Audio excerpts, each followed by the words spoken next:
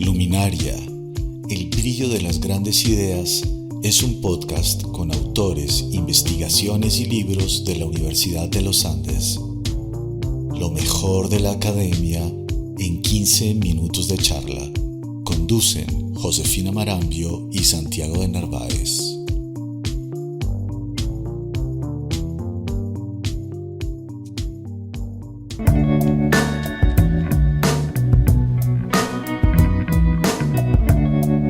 En Luminaria, el brillo de las grandes ideas, conversaremos con investigadores e investigadoras sobre sus proyectos y publicaciones para aterrizar todo lo que ocurre en la academia.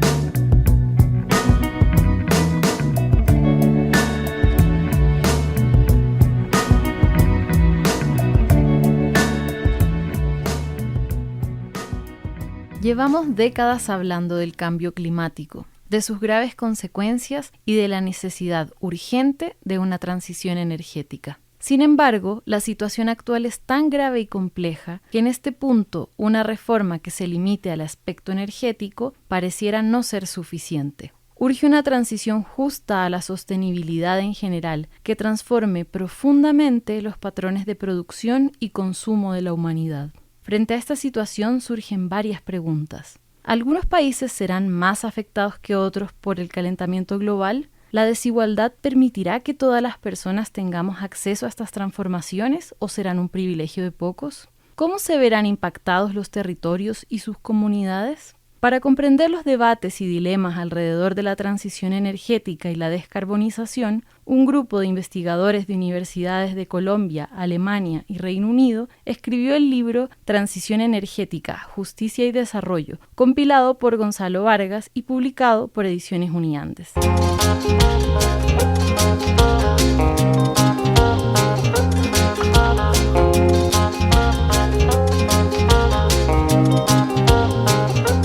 Invité a Gonzalo a Luminaria para profundizar en este tema que sin duda nos afecta a todos. Gonzalo Vargas es profesor asociado del Centro Interdisciplinario de Estudios sobre Desarrollo, CIDER, de la Facultad de Ciencias Sociales de la Universidad de los Andes y doctor en Estudios del Desarrollo de la London School of Economics. Bienvenido, Gonzalo, y gracias por acompañarnos en esta quinta temporada de Luminaria. Gracias, Josefina. Quisiera que comenzáramos familiarizando a nuestros oyentes con algunos conceptos clave como descarbonización, transición energética, transición justa y por qué deberíamos hablar más de transición justa que solo de descarbonización. Bien, Josefina, voy a dar unas definiciones más bien sencillas. En la literatura y en los artículos encontramos unas más complicadas. Tal vez empezaría por la más simple, que es la de transición energética, que se refiere en general a cualquier cambio que hacemos de una fuente de energía a otra. Si pensamos, por ejemplo, en el siglo XIX y el siglo XX, hicimos una transición hacia las energías basadas en combustibles fósiles, en el carbón y en el petróleo. Entonces, una transición energética es esencialmente cambiar de una fuente a la otra. Podemos pensar en otras más recientes. Por ejemplo, para la mayoría de colombianos,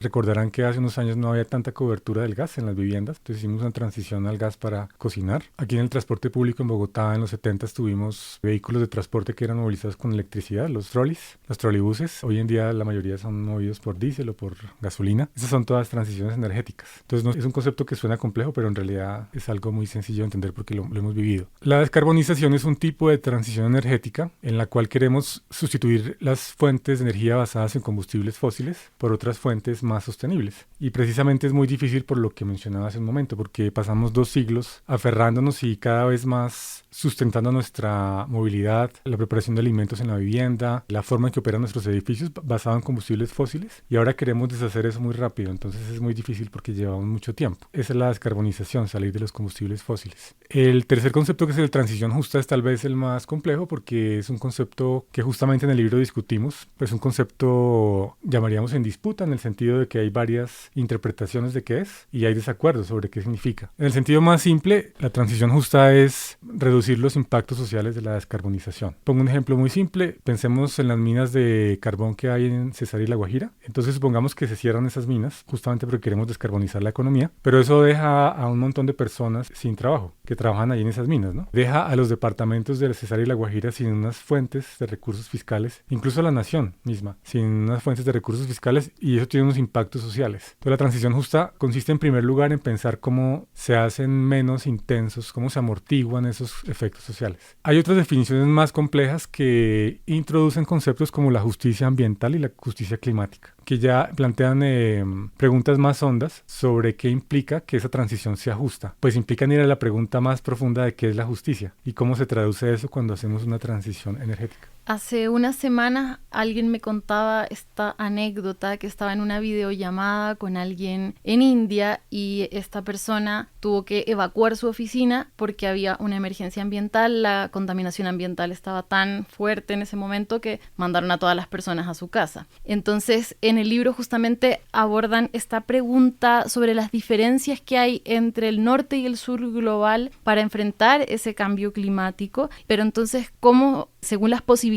de hacer una transición o no, se van a profundizar estas diferencias. Bien, sobre eso pues sabemos lo que nos dice la ciencia del cambio climático, y lo que nos dice esa ciencia es que si bien el cambio climático es un fenómeno global, es un fenómeno que se va a sentir con una fuerza, unos impactos distintos en diferentes regiones del planeta. Y habrá unas regiones que van a ser particularmente golpeadas. Entonces, por ejemplo, el sur de Asia incluye India, Pakistán, Afganistán, Vietnam, por ejemplo, África, toda África, los países del Caribe y países insulares como Maldivas, países que son muy pequeños, que se ven en riesgo incluso de desaparecer debido a que se espera que haya un aumento en el nivel del mar, digamos. Hay algunos países que están abocados a desaparecer. Entonces, como decía, si bien es un fenómeno global, golpea con más fuerza a algunos países, que además, esto que acabo de decir se ve agravado, porque son países que por sus economías no son tan fuertes como para mitigar estos impactos. Eso hace a esas poblaciones más vulnerables en esos lugares del mundo. Justamente en el libro mencionan que pareciera que el sur global está menos interesado como en esta deuda ecológica, pero sigue interesado en permitir y continuar con la explotación de recursos como los combustibles fósiles. Entonces, claro, tenemos un modelo capitalista que implica un crecimiento económico constante, pero que pareciera que imposibilita que haya este cambio estructural profundo que se necesita. ¿Qué propuestas existen para que los países tomen conciencia de la urgencia de hacer estas transformaciones? Para responderte, vale la pena hacer un poco de historia nuevamente. Entonces, si nos devolvemos al siglo XIX y miramos los países que se industrializaron primero, países como el Reino Unido, pues en general Europa luego, y Estados Unidos, ya a finales del XIX, comienzos del XX, estos procesos requirieron materias primas que en muchos casos eran extraídas de países como en América Latina, en África, en el sur de Asia, países que llamaríamos de la periferia, y eso, digamos, ha llevado a esos países hoy en día a tomar una de dos posiciones. Una posición que yo escucho más en América Latina, aunque no es exclusiva de América Latina, que habla de una deuda ecológica o una deuda ambiental, y lo que plantea es que esa extracción de recursos causa unos daños ambientales y por lo tanto hay una deuda que hay que pagar, una suerte de reparación, digamos. Entonces hay algunos países que reclaman eso y lo reclaman también porque requieren con esos recursos financiar las acciones para mitigar el cambio climático. Sin embargo, hay otra postura de otros países, por ejemplo India, que más que reclamar esa deuda ecológica, lo que plantean es que así como Europa tuvo, entre comillas, su turno para contaminar y para contaminar la atmósfera, y gracias a eso logró aumentar el nivel de vida de sus habitantes, pues ahora, entre comillas, pongo eso de turno porque no es un turno como tal. El turno ahora sería por ejemplo, para la India o para América Latina, para África, de también poder contaminar justamente para subir el nivel de vida de su población. Entonces, estos países como India lo que reclaman es que la acción contra el cambio climático, la descarbonización, no puede ir al mismo ritmo en todos los países, sino que debe ir a un ritmo más lento, precisamente, por ejemplo, en India. De allí que India, por ejemplo, se oponga tanto a cerrar sus explotaciones y sus plantas de generación de energía con base en carbón, porque, claro, podrían transitar a otras energías más limpias, pero tal vez podrían ser más costosas. Eso ha ido cambiando porque la energía limpia es cada vez más barata, pero entonces hay, como decía, hay como dos posturas diferentes, y pues hay aquí, digamos, de fondo hay un problema de economía política más grande, que es hacer la descarbonización es muy costoso, mitigar el cambio climático es muy costoso, entonces surgen preguntas sobre quién debe pagar esto, y si no le corresponde en primer lugar a los países más industrializados hacer ese gasto, cosa que ellos en general a veces aceptan en el papel, pero no siempre eso está respaldado con la chequera, digamos.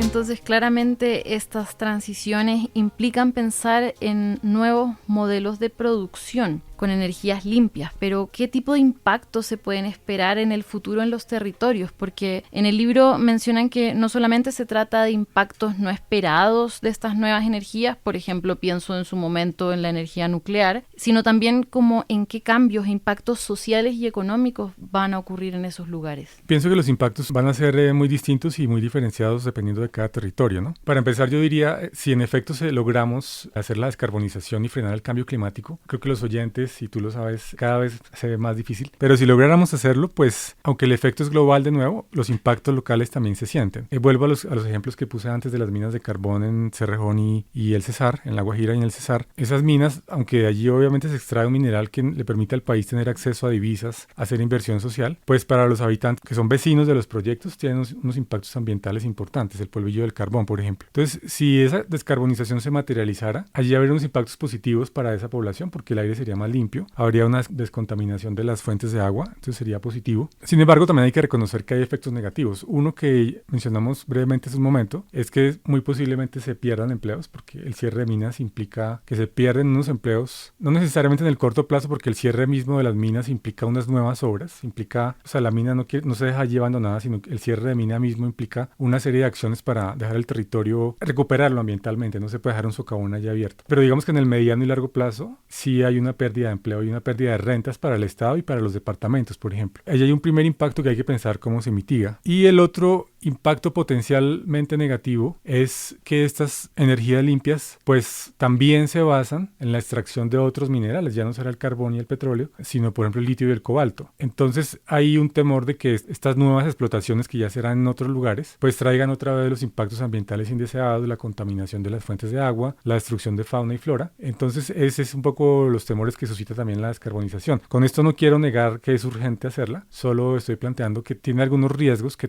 es importante pensar desde ya cómo se mitigan. Tener como una mirada integral, ¿no? Exactamente. Cómo se aborda este tema. Y bueno, en general, de pronto las personas que vivimos en las grandes ciudades y que estamos alejadas tal vez de los territorios, donde está la mina o donde está la contaminación como tal, pensamos que este asunto del cambio climático es una cosa lejana, que la transición energética es algo del primer mundo, pero realmente son asuntos que nos afectan a todos en nuestra cotidianidad. Por ejemplo, ahora en Bogotá, que estamos sintiendo un poquito más directamente con lo del racionamiento de agua, por ejemplo, pareciera que cada vez se nos acerca más este asunto del cambio climático. Entonces, no sé si podrías compartir con quienes nos escuchan tal vez algunas ideas. Claro, están quienes participan en políticas públicas o dirigen pues empresas y pueden hacer grandes transformaciones, pero tal vez los ciudadanos del común, ¿cómo podemos aportar y ser un poco más conscientes con este tema de la transición? Sí, pues bueno, como decías, creo que aunque a veces no lo sentimos de primera mano, yo creo que cada vez se van a sentir con más fuerza y el ejemplo que pusiste me parece muy bueno. Pues tristemente bueno, quiero decir, que es el racionamiento de agua en la ciudad que está asociado al cambio climático. Si pensamos en los habitantes de ciudades como Los Ángeles, pues ellos ya lo están viviendo en carne propia. Los multimillonarios hemos visto que han perdido sus casas y creo que desafortunadamente, es decir, si la ciencia del cambio climático tiene razón, que yo, digamos, creo en que esos investigadores e investigadoras pues no están alertándonos sobre esto porque quieran asustarnos, sino porque hay evidencia suficientemente fuerte de